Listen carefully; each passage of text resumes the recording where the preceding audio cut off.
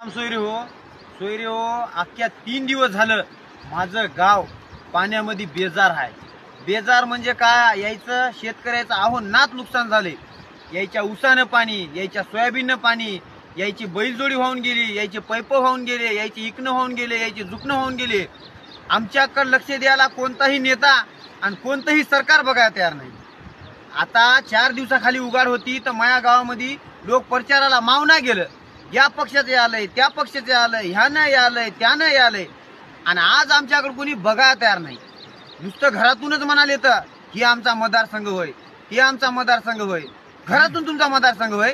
अरे मतदारसंघातले माणसं तुमच्या वाहून चलेत, मरून चलेत, याच्याकडे कोण लक्ष देईल? उगाच म्हणायचं काय मग मतदारसंघ? लाजा वाटल्या पाहिजे गाण मंच हो। मेन गोष्ट म्हणजे गावातल्या अक्कली नाहीत गाण मंचायला। या आले तर आपल्या घरात नाही आलेलं छा पाजवाले तर अरे शेतकऱ्याची समस्या काय आहे ते मांडा की। शेतकऱ्याला काय नाही, शेतकऱ्याचं किती नुकसान आहे।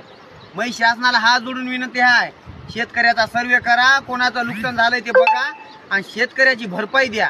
शेतकरी आता बेजार आहे, शेतकऱ्याच्या घरामध्ये खायला दाना नाही, कित्येक जणांच्या घरामधून अन्न पाणी सगळं वाहून गेलंय, आज ते रस्त्यावर आलंय।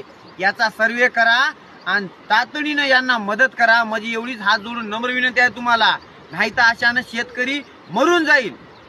राम राम।